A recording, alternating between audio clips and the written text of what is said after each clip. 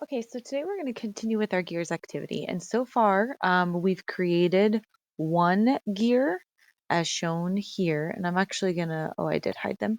Um, and then we created another part studio and created another gear. Now, what we're going to do today is we're going to again go to the plus sign. We're going to create a new element. We're going to create a new part again. And this time, we're going to be creating a bearing that's going to be going at the center of each of the gears.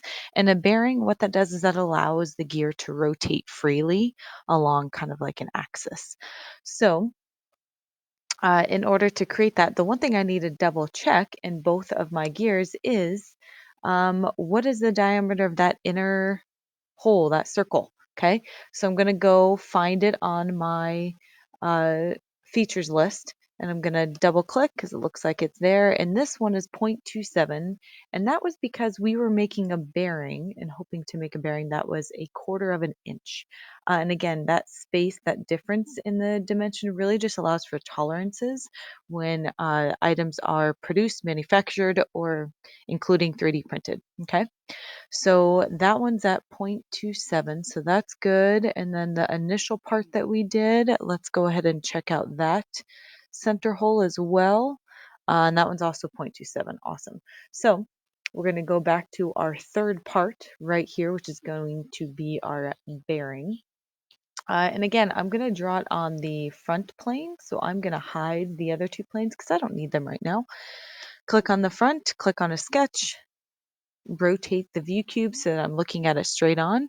And now I'm going to create the center of my hole or my bearing. And that's going to be a circle. Again, click to make it stay. And that dimension is going to be 0.25, right? That's going to be the center. All right. I'm going to go ahead and hit finish sketch. I'm going to rotate it 3D. And I'm going to go ahead and hide this front view and I'm going to kind of zoom in on the circle. So I'm going to extrude, and the only thing I'm going to be extruding is that circle, but we do need to understand how big do I need to extrude it.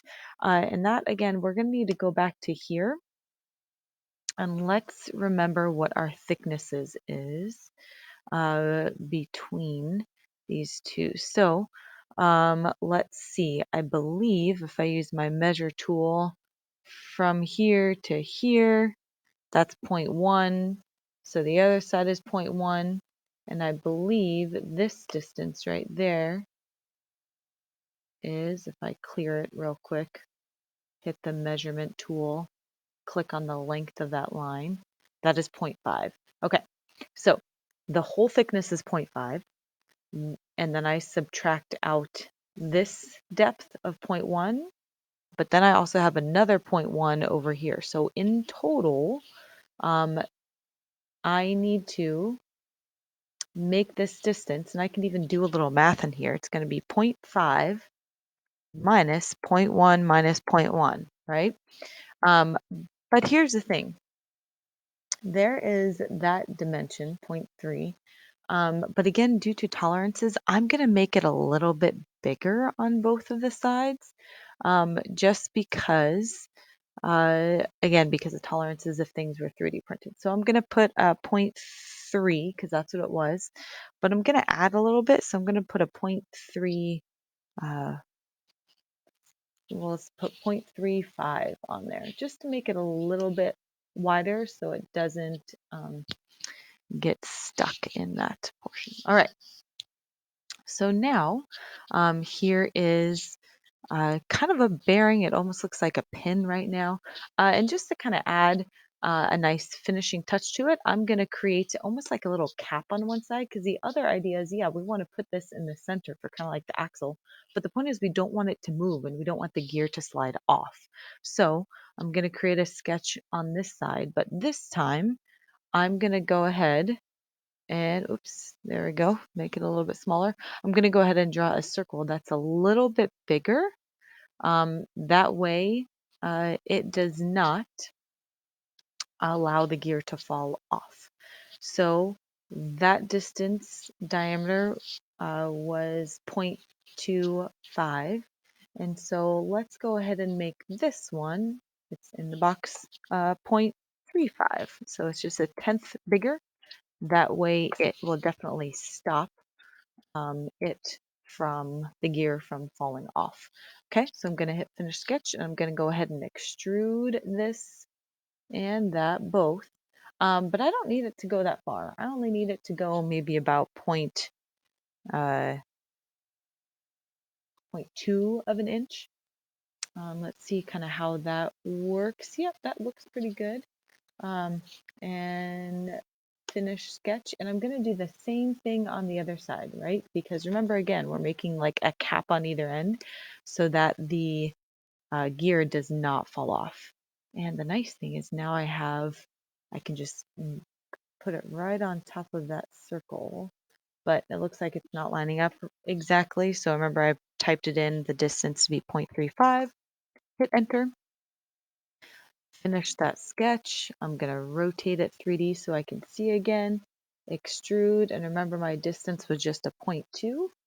Now I need to select both that and that and hit finish sketch. Now I'm going to use this nice fillet tool.